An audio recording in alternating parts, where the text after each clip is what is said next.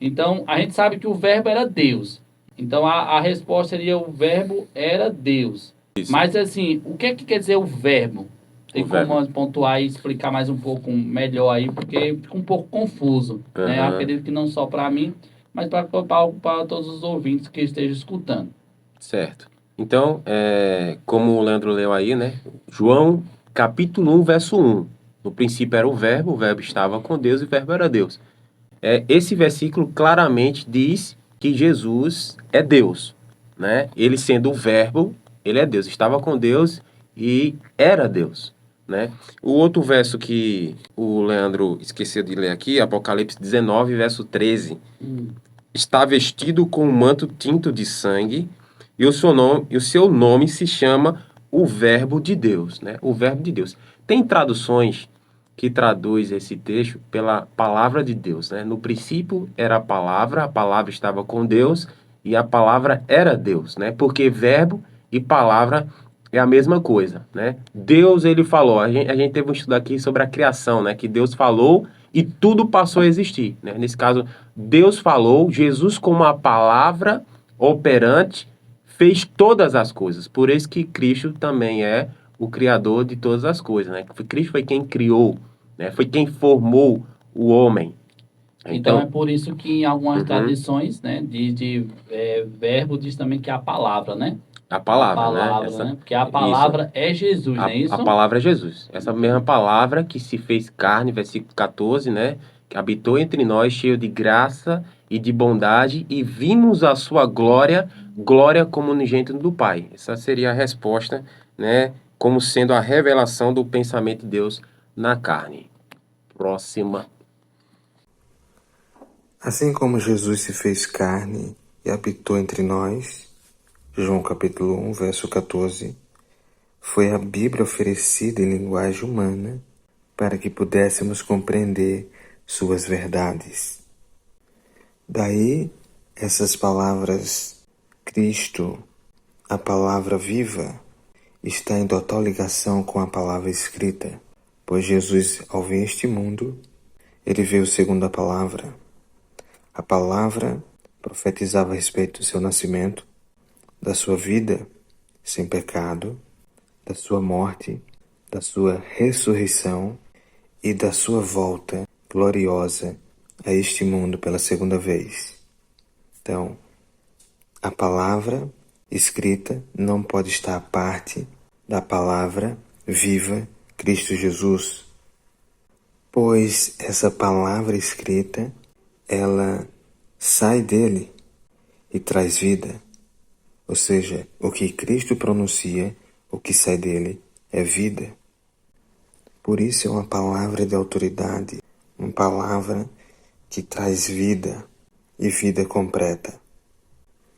Então existe uma total relação entre Cristo e sua palavra, pois separar Cristo da sua palavra se cria o anticristo.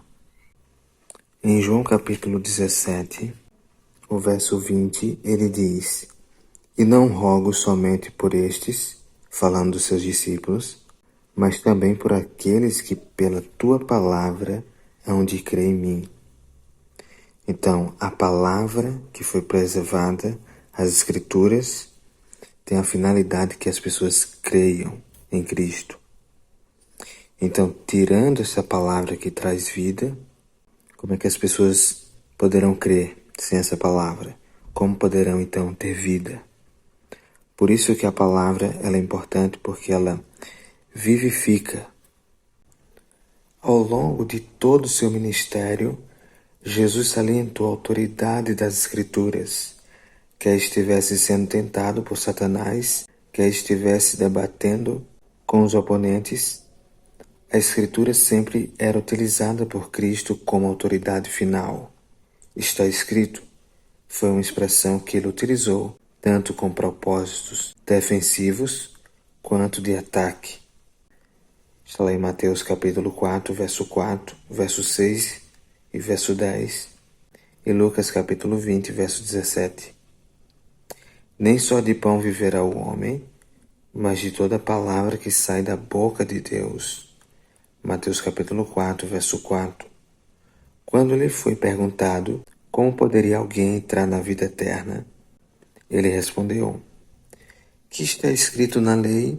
Como interpretas? Lucas capítulo 10, verso 26. Jesus situou a Bíblia acima das tradições e opiniões humanas. Reprovou constantemente os líderes judeus pelo fato de eles se desviarem da autoridade das Escrituras. Marcos capítulo 7, versos 7 ao 9. Apelou muitas vezes a seus oponentes para que estudasse mais cuidadosamente as Escrituras, dizendo: Nunca lestes nas Escrituras? Mateus capítulo 21, verso 42, Marcos capítulo 12, verso 10 e verso 26. Ele cria firmemente na autoridade da palavra profética e revelou que esta apontava para ele próprio. As Escrituras, disse ele, testificam de mim, porque se de fato cresces em Moisés, também crerias em mim, porquanto ele escreveu a meu respeito. João capítulo 5, versos 39 e 46. As mais vigorosas reivindicações de Jesus no tocante à sua missão divina como Salvador basearam-se no cumprimento das profecias do Antigo Testamento. Lucas capítulo 24, verso 25 ao 27. Assim Cristo aceitou sem qualquer reserva as Escrituras Sagradas como sendo a revelação autorizada da vontade de Deus em relação à raça humana. Ele a compreendia como um conjunto de verdades, uma revelação objetiva, concedida para guiar a humanidade para fora das trevas geradas por tradições e mitos falhos, conduzindo-a à verdadeira luz de um conhecimento redentor. A gente viu que Jesus estava com o Verbo e o Verbo era Deus, mas o que estava nesse Verbo? O que fazia a palavra de Jesus ser diferente aqui na Terra? Ok. Leandro, lê pra gente aí. João 1, versículo 4. A vida estava nele, e a vida era a luz dos homens. A vida estava nele, né? Isso. E a vida era a luz dos homens. Eu vou responder aqui. Se caso surgir alguma outra pergunta, o Arrigo aqui faz para nós. Deixa Beleza? eu fazer aqui na Pronto. tradução viva, Pronto. para ficar mais claro também. Ok. Ele diz o seguinte: Nele está a vida eterna, e esta vida traz luz a toda a humanidade. Esse versículo é claro, né? O que estava no verbo, a vida, né? Porque a Bíblia fala que quem tem o filho tem a vida. Quem não tem um filho não tem a vida eterna. Então a vida está no filho, né? Ele é o originador da vida, né? Nele existe vida, não vida ali dada, né? Mas ele é a própria vida, né? Jesus é eterno, né? Sempre existiu juntamente com o Pai. Então, a vida estava nele, né? Por isso que ele morreu pelos nossos pecados para conceder a vida eterna, né? Porque nós estávamos todos destinados, condenados à morte eterna, né? Porque o salário do pecado é a morte. Então ele veio, deu a sua própria vida para que a gente pudesse ter vida, né? A vida estava nele e a vida era a luz dos homens. Não é isso, Everton? O que é o Verbo? E como é que ele é chamado? Lê aí, Leandro, para a gente. Agora, 1 João, capítulo 1, versículo 1. Está escrito: o que era desde o princípio, o que temos ouvido, o que temos visto com os nossos próprios olhos, o que contemplamos e as nossas mãos apalparam, com respeito ao Verbo da vida. Ao verbo da vida, né? A continuação, né? Essa é outro nome dado para Cristo, né? Pode ser tanto chamado como o verbo de Deus, como o verbo da vida. Então, eu acho interessante nesse versículo bíblico, porque João ele teve a oportunidade de ver a Jesus com seus olhos físicos, né? De apalpar e contemplar. Talvez alguém diga assim, mas rapaz, se eu tivesse visto a Jesus, se eu tivesse visto um milagre, talvez eu acreditaria nele, né? Porque tem pessoas que acreditam só se vê o milagre, né? Igual também, né? Igual teu irmão, é ver para crer, né? Só que na linguagem espiritual, você precisa crer para poder você ver. E Cristo, uma vez falou, né? Bem-aventurado é mais aqueles que não viram e creram, né? Então, graças a Deus que nós cremos, né? Acreditamos na sua palavra e no Jesus Salvador, né? Que morreu pelos nossos pecados, salvou as nossas vidas. Pode continuar, Everton. Existe um texto que diz assim, em João 5, 39 e 40. Examinai as Escrituras, porque julgais a ter nelas a vida eterna, e são elas as mesmas que testificam de mim. Contudo, não queres vir a mim para terdes vida. Essa pergunta foi feita para os judeus, antigamente. E por que os judeus não encontraram a vida nas Escrituras? Interessante, porque assim, é a mesma coisa, eu até comentei, né? Para você ficar mais claro. Mesma coisa, tipo, eu acredito em você, tô vendo você, mas não acredito no que você fala. É mais ou menos era o que os judeus era. Ele acreditava na palavra, mas não acreditava no ator que fez a palavra. Né? O autor da palavra, o ator da palavra, que criou a palavra. Eles não acreditavam. E aí, é por isso que Deus disse, né? Que ele era a palavra, né? O Arrigo é interessante ressaltar um vídeo que eu publiquei ontem nos stories, inclusive tu me pediu para que eu lhe enviasse no WhatsApp, eu ia né? falar sobre isso. Muito interessante. Muito interessante, porque você vê, né? Vai ficar até mais claro.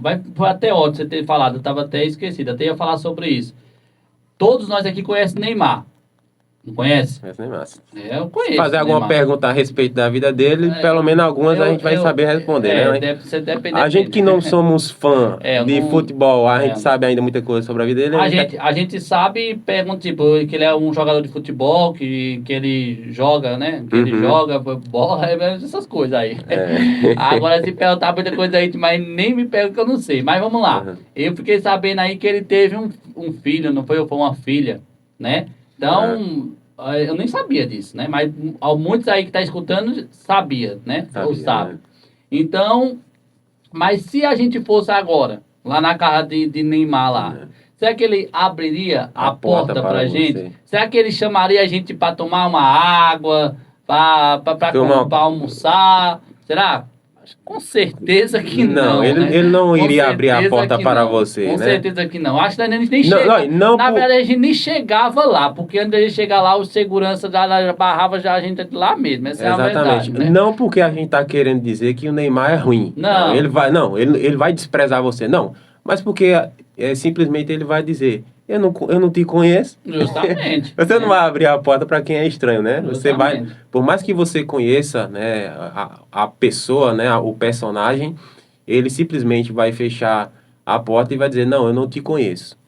Aí você vê, aí você vê como é que é, né? A gente trazer pra gente. Aí a gente conhece a palavra de Deus, como os judeus conheciam a palavra de Deus, né? Estudava a palavra de Deus, porque eles estudavam a palavra de Deus, né? Isso era notório que eles estudavam a palavra de Deus, né? Praticava, não sei, porque muitos tinham algumas atitudes, né? Que a Bíblia própria mostra que não sei, condenavam, né? Que já condenavam. Mas e aí? Aí quando Jesus, né? Todo mundo sabe que Jesus vai vir, né? E aí o quê? A porta do céu vai estar aberta, né? Será que todos vão entrar? Não. Será que todos vão entrar? Mas por quê? Eu conheço Jesus. Tu conhece, né, Leandro? Jesus. Fala a respeito dele, né? Nós conhecemos Conhece a respeito de Jesus. Lê a palavra. Mas por que nós não vamos entrar? Por que, Cristiano, a gente não vai entrar? Aquele verso é conhecido, né? Quando ele vai olhar para alguns e vai dizer: apartai-vos de mim, né? Que eu não vos conheço. Então não adianta, né, você dizer que conhece a pessoa de Jesus se de fato você não vive para Cristo ou não tem ele em sua vida, né? Tem intimidade com ele. Dizer conhecer a pessoa, mas sem ter intimidade, não vale nada. E era isso que acontecia com os judeus, né? Diziam conhecer as Escrituras, mas o autor das Escrituras eles não o conheciam, né? Como diz esse texto aqui, já por 3 semanas eu venho citando ele sempre, né? Vocês examinam as Escrituras porque julgam ter nela a vida eterna, mas que são elas mesmas que testificam de mim. Contudo, vocês não querem vir a mim para terdes vida. Então, é lamentável, né? Você dizer, acreditar nas Escrituras, no poder da palavra de Deus, estudar, ser um estudioso das Escrituras, mas você não conheceu o autor, né? E lamentável será naquele dia quando você chegar lá na porta para querer entrar e Jesus disser, né? Apartai-vos de mim, malditos que eu não vos conheço. É, triste. Vamos lá para a próxima? Vamos, Gleison. Nós sabemos em que hoje a gente tem muitas dificuldades na vida. A gente se aproxima de Jesus e a gente sente dificuldades, muitas dificuldades, tanto perto quanto longe. Mas Seria a 15 no caso, né? Sim. O que constitui uma parte da experiência cristã. isso, o que constitui uma parte da experiência cristã, Gleison? Tá bom. Leandro, lê aí para mim Hebreus 6, versículo 5. Tá com a Bíblia aí? Pode ler pra gente? Certo, Gris. Vamos lá, então. E provaram a boa palavra de Deus e os poderes do mundo vindouro. Vindouro. Então, tá aí. O que é que constitui, né, uma parte da experiência cristã? Você provar da palavra de Deus. Porque se você não prova da palavra de Deus, né, você não tem essa experiência de vida cristã, né? Não adianta... É como Uhum. uma comida, né, Gleice? Uhum. A gente. Pronto, eu vou dar um exemplo aqui da maçã, né? Maçã, às Uhum. vezes você vê aquela maçã linda, bela, né? Você acha Por fora, que a aparência, né? tá, né? Maravilha. Pronto, uma vez eu comi a maçã do amor, né? Uhum. Nossa, aquele doce, aquela. Aí tá, menino, quando eu mordi. Quebrou o dente. Não, Ah, tava tá. podre a maçã. Tava Tá. podre a maçã. Falei, tá aí, não, bonita por Por fora, fora. né? Mas por dentro Tava estragado. estragado. E aí, como é que, pra eu saber se a maçã era boa, eu tive que fazer o quê? Eu tive que provar. Provar. Né? Eu tive que Uhum. saber se ela era boa, o sabor dela, eu tinha que provar. Não tinha como eu saber se era boa ou não, né? Aparentemente, era boa. Era por fora, mas por dentro estava estragada. É Então, igual- a palavra de Deus, a gente, para saber se ela é boa, a gente tem o quê? Que provar, né? Provar. Tem que provar, tem que estudar, né? Tem que estar sempre para a gente provar das coisas boas que tem, né? Graças a Deus, a gente Ah. sabe que a palavra de Deus, ela é maravilhosa, né? Cada dia que a gente estuda, cada dia que a gente se transforma, né? Uhum. Pois é, lá em Hebreus capítulo 1, versículo 1 diz que a fé... A Bíblia diz que a fé vem pelo ouvir a palavra de Deus, né? Ela diz que é a convicção e o fato das coisas que não se veem, né? Aí já no verso 10, eu não me lembro bem o verso aqui, mas diz que sem fé é impossível agradar a Deus, pois é necessário que aquele que se aproxima de Deus creia primeiro que ele existe, né? A gente pode aplicar essa para as pessoas que não acreditam em Deus, né? E chegam para a gente e diz, prove que Deus existe, mostre ele para mim, né? Aquela coisa, se você não crê, você não vai ver, né? Então você precisa crer primeiro, né? A gente Uhum. vê o vento? Não vê o vento. Não vê o vento. Mas- Mas a gente sabe que o vento Existe, porque a gente sente, né? entendeu? Então, Mas a gente não vê o vento. Então Deus é assim, a gente não vê, mas a gente sabe que ele existe. aham, A gente estamos aqui hoje pelo milagre dele. Uhum. Às vezes muitas pessoas são até da igreja, são até religiosas, acreditam em Deus, sabem que Ele existe, só que elas relatam que não sentem a Jesus. Elas não Uhum. sentem a Deus, elas não se sentem próximas. E apesar dessa pessoa estar aceitando, dizer que aceita a palavra, dizer que aceita Jesus em seu coração, ela não tem a experiência cristã. Ela não conhece, ela não Exatamente. busca, ela não fala sobre Jesus. E aí, como vai sentir? Não tem como sentir. Se você não busca, não vai nem como sentir. O Everton, você tocou num ponto interessante aí, porque eu era uma dessas pessoas, né, que estava na igreja, mas não sentia Jesus perto de mim. Mas o porquê? Tu Porque sabe? onde eu estava não pregava realmente o que Deus manda, né? A gente só ouvia falar de Jesus, mas ter intimidade com ele. A experiência, né? Experiência, né? Pessoal. Que conta tudo, né? A Uhum. experiência. Eu era de uma denominação e eu entrava na igreja vazio e saía Sim. mais vazio do que eu entrava. Como é Entrava que para ser pode? preenchido, Não. mas saía mais vazio, né? Mais vazio, entendeu? Então você vê, por quê? Porque eu não tinha, né, a experiência que hoje eu tenho, né? E que eu busco, né? Que a gente tem que buscar todos os dias. Não é fácil, porque a nossa carne, ela é mais forte do que o espírito, né? Uhum. Lógico, se você se alimentar mais a carne, né? Lógico também, né? Mas, tipo, às vezes você quer acordar cedo, você já ora e já quer ir para fazer seu cotidiano, quanto mais rápido você fazer, mais rápido você tá livre, né? Mas Uhum. você sabe que tem que estudar, tem que estar meditando, né? Em oração todos os dias, né? Exatamente.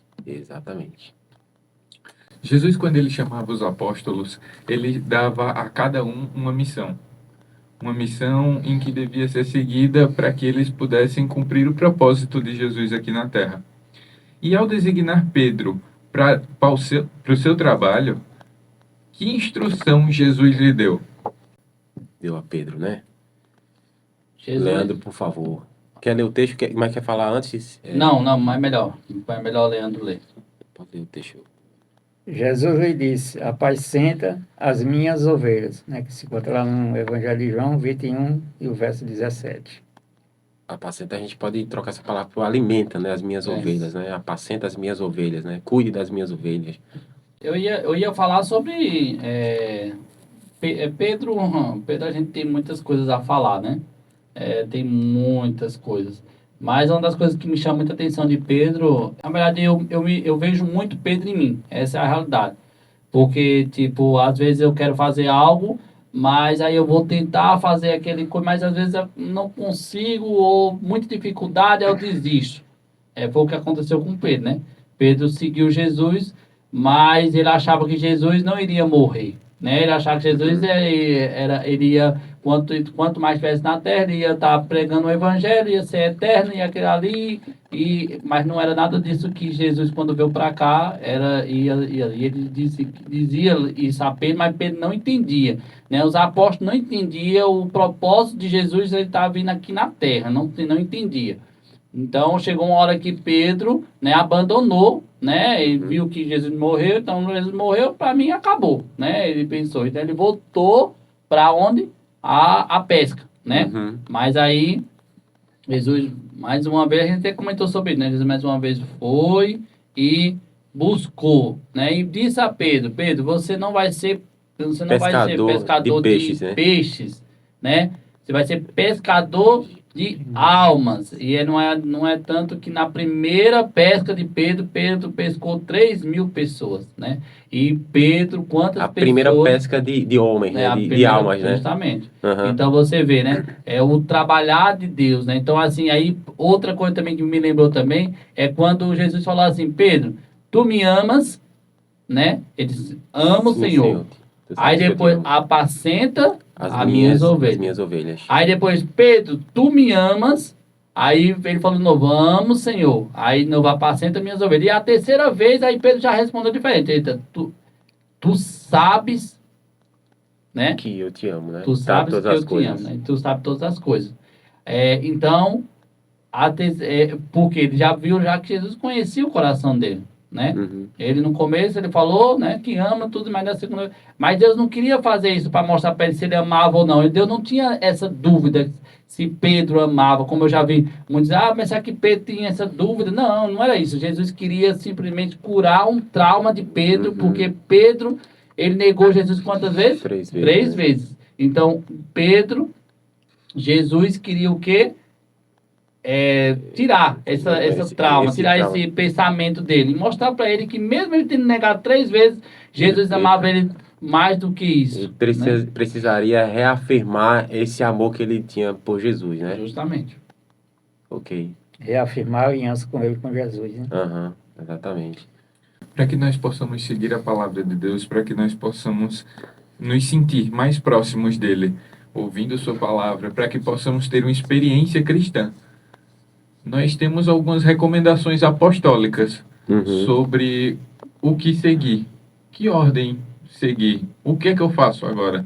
Que recomendações são essas? Pronto. Quer ler, Leandro? Eu Posso seguir seguir. aqui? Pronto, lê aí. Eu peço que você leia 2 Timóteo, capítulo 4, verso 1 e 2. Certo. Está escrito: Conjuro-te perante Deus e Cristo Jesus, que há de julgar vivos e mortos, pela sua manifestação e pelo seu reino. Prega a palavra, insta, que seja oportuno, quer não. Corrige, repreende, exorta, com toda longanimidade e doutrina. E doutrina, né? Então, essa pergunta, eu faço um paralelo à pergunta anterior, que fala a respeito de Pedro, né? Jesus foi até ele e disse: ó, você vai alimentar as minhas ovelhas, né? Você vai agora ser pescadores de homens, né? De almas, vai pregar a palavra, né? E Pedro, ele cumpria com esse versículo bíblico aqui, porque Pedro, ele não perdia a oportunidade, né? Pedro falava muito. E Deus aproveitou, né, esse que era um defeito, né? Porque a pessoa que fala muito a toda hora, sempre está tomando a frente, sempre está tomando a palavra, né? Acaba escorregando, né? Acaba pecando em algumas coisas, né? Como já aconteceu com Pedro.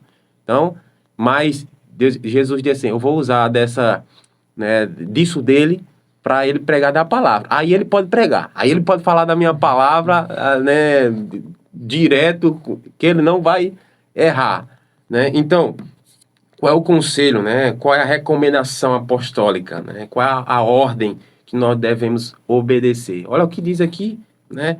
Você o Deus, né, perante Deus e Cristo Jesus, que há de julgar vivos e mortos. Olha a ordem, né? Prega a palavra, insta, quer seja oportuna, quer não. Corrige, repreende, exorta com toda a longanimidade e doutrina. Então, a gente não deve perder tempo. A gente deve pregar da palavra de Deus. Essa é a recomendação que o apóstolo nos dá e a gente devemos fazer. Ok? Vamos. Às Uhum. vezes a gente tem tanto assunto para tanta coisa, né?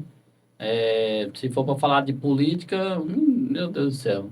Vai dia, vai do isso aqui. Se for para falar de futebol, se for para falar de qualquer coisa, né? Tem assunto para tudo. Mas muitas vezes quando a gente vai falar sobre o assunto de Deus, falta assunto. Por quê? Falta intimidade. Entendeu? Então, outras coisas também, a gente às vezes acaba muitas vezes tendo a oportunidade de falar e não fala. E aí é onde Deus diz, né? A gente tem que ser importuno, não é isso? Uhum. Entendeu? Então a gente tem que ter, aqui na linguagem aqui diz assim, ó, que pregue insistentemente, né? Então que insista, tem que pregar insistindo mesmo. Ah, mas aquele homem não quer escutar, mas pregue, uma hora o Espírito Santo vai trabalhar ali, né? A palavra de Deus em todos os momentos, sempre que tiver oportunidade. A gente sempre temos oportunidade de falar de Deus. Às vezes eu vou fazer os apontamentos lá. Quem fez alguma ação missionária? Quem fez ação missionária, justamente. Aí o pessoal fica assim, falei, pessoal, se vocês mandaram uma mensagem para alguém, se vocês falaram de Jesus, né? tá fazendo, entendeu? Então hoje não tem hoje desculpa, né? A gente tem uma ferramenta muito importante que é o celular. Então a gente mandar mensagem rápido. A gente pode mandar mensagem um clique, né? É um clique. Entendeu? Aí A palavra de Jesus hoje, ela é vivificante na nossa vida. A palavra de Jesus hoje, ela nos muda e nos ensina como nós devemos ser. Como você disse, Jesus diz que a gente tem que pregar. Mas eu não consigo pregar se eu não tenho uma vida espiritual totalmente ligada com a dele. Eu preciso tanto de um alimento físico como de um alimento espiritual. Como é que eu peço a ele esse alimento físico e espiritual? Então, Quer ir para o texto ou quer falar, Igor? Não, é melhor no texto primeiro, depois a gente pontua. Pronto. Leandro, lê pra gente Mateus 6,11. O que é que diz aí, Mateus 6,11? Nos diz assim: O pão nosso de cada dia, dai-nos hoje. Pão nosso. Isso aqui é a oração sacerdotal, né? Isso. Do Pai Nosso, né? Pai Nosso que estás no céu, santificado seja o teu nome. E ele diz, né? O pão nosso de cada dia, dá-nos hoje. Né? A gente tava, a gente Aham. já tava até comentando sobre isso, né? Aham. É, eu, quando a gente acha que muitos aqui também vão concordar, né? Outros também não, porque já conhece. Mas quando a gente coloca o pão nosso, a gente já pensa já no alimento, né, do pão, né? Uhum. Eu já penso, logo penso naquele pão grandão, né? Bem, né?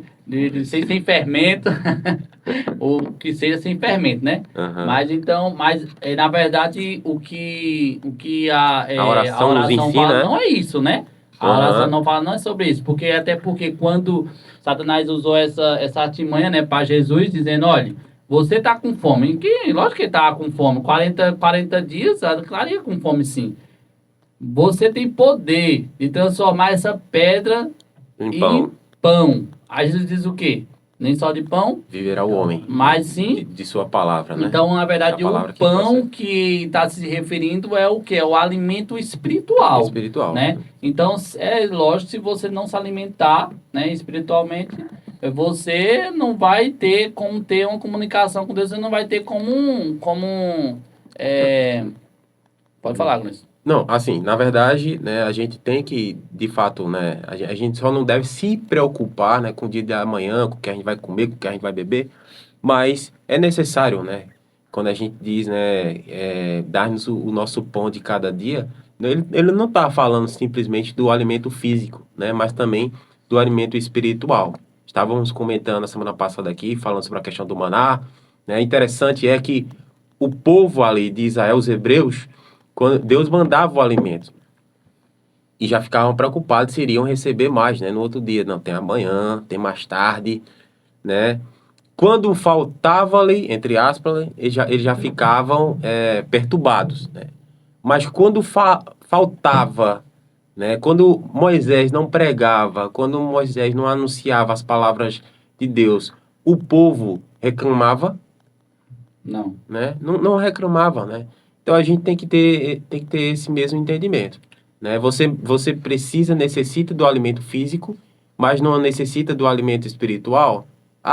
É importante, né? Nós, quando a gente ficamos com fome, passa da hora de comer, a gente fica aperreado, fica agoniado, né? Eu mesmo fico doidinho. Agora, por que esse meu aperreio e agonia não é para ouvir a palavra de Deus? Eita, eu preciso hoje ir para a igreja para ouvir a palavra de Deus. Não, você não se importa. As pessoas não se importam. Né? Acorda de manhã, agoniado, já vai, lava o rosto, escova os dentes, toma café da manhã, já vai se embora trabalhar. Nem se preocupou, rapaz, em ajoelhar, orar ali a Deus, fazer sua meditação, ler ali os trechos da Bíblia, para saber o que é que Deus quer para sua vida, Na né? verdade, já acordou, já é um agradecimento, né? Uhum. Porque nem todos têm esse privilégio, né? De acordar. Também, Gleice, e os demais, a gente também temos que também pontuar uma coisa aqui, porque também pode ser que alguém ache que a gente está sendo extremista. Porque é o seguinte, se você for fazer uma visita para uma pessoa e aquela pessoa estiver com fome, é necessário você primeiro alimentar ela, né? Uhum. Fisicamente, porque senão ela não vai conseguir escutar a palavra de Deus. Ela está com fome, ela vai estar no pensamento lá da comida. Uhum. Depois que você alimentar ela, que você se alimentar e tudo, aí sim, né? Você vai e passa a mensagem, né? Então tem tudo tem que ter tudo a cautela, né? Tem que ter saber, né? O momento certo, né? Jesus, quando ele Se pregou, encontrava né? Que ele se encontrou, com as pessoas. aquela multidão lá e tudo, ele falou da palavra de Deus, né? Falou tudinho que tinha que falar. Só que depois ele viu que o pessoal tava com fome, né? O pessoal tava com fome. Aí ele foi e alimentou o povo, né? Mas Jesus poderia dizer assim, não, cada um procure, cada um vá para sua casa, vá dê um jeito. Não. Jesus disse, não, já que já se alimentou da palavra, né? Então vamos agora eles precisam se alimentar o quê? Fisicamente. Então é do mesmo jeito, né? Que a gente possa buscar mais, né, o alimento espiritual, porque é esse sim que vai nos dar a vida eterna, né? Que vai nos buscar e estar cada vez mais perto. E fazer como o Eve falou, sentir, né? Eu não estou sentindo, não está buscando. A gente está sentindo aqui o poder de Deus aqui, por quê? Que a gente está buscando. Então, você quer sentir o poder de Deus, busque. né? Que Deus vai estar com você. Deus sempre esteve e está sempre no mesmo lugar. É interessante isso que você falou, Arrigo, sobre a alimentação. Sobre a alimentação, nós sabemos que a alimentação ela tem uma mudança muito grande na nossa vida, em que ela pode mudar tanto o nosso físico quanto nossa maneira de pensar. E Deus ele nos dá critérios, ele nos dá orientações sobre que alimentação devemos seguir. A gente pode encontrar isso, não é isso, Gleison? Isso, Lá no exatamente. canal do YouTube. A gente É. já fez até um vídeo sobre isso. Você pode achar no YouTube sobre alimentação e ficar cada vez mais próximo de Deus, para que você possa entender de maneira correta e coerente o que Deus quer te passar. Lá no YouTube você pode encontrar no canal Programa Escola Bíblica. Você vê, o alimento, né, Gleison, e nós todos sabemos que o alimento ele é muito importante. É tanto que o inimigo hoje trabalha tanto, né? Para que o pessoal se alimentar mais ruim possível, porque quanto mais se alimentar mais ruim possível, mais fica difícil ainda a de mente... discernir, né? Justamente. As coisas Entendeu? espirituais. Então você vê, o alimento é muito importante. E muitas pessoas hoje não dão crédito na alimentação, né? Mas é importante, sim. Do mesmo jeito que é importante o alimento espiritual, é importante se alimentar da forma correta, né? E para você ter discernimento, como o Gleice falou, né? E saber o que é sim, o que é certo, o que é errado, né? Então é importante. E como Everton falou, né? Já tem aí. E também tem livros também, né, da escritora Ellen White, que mostra lá como é que conhece algum livro aí que pode falar, Gleice? Conselho sobre regime alimentar. Pronto, isso é muito bom. Tem outros também. Depois a gente traz aqui, pessoal. Pronto, sim. E É isso. Então, vamos para a música e depois a gente volta para a gente fazer as considerações finais. Eu vou deixar as considerações para o Paulo Henrique, ele mandou um áudio para a gente e depois a gente solta.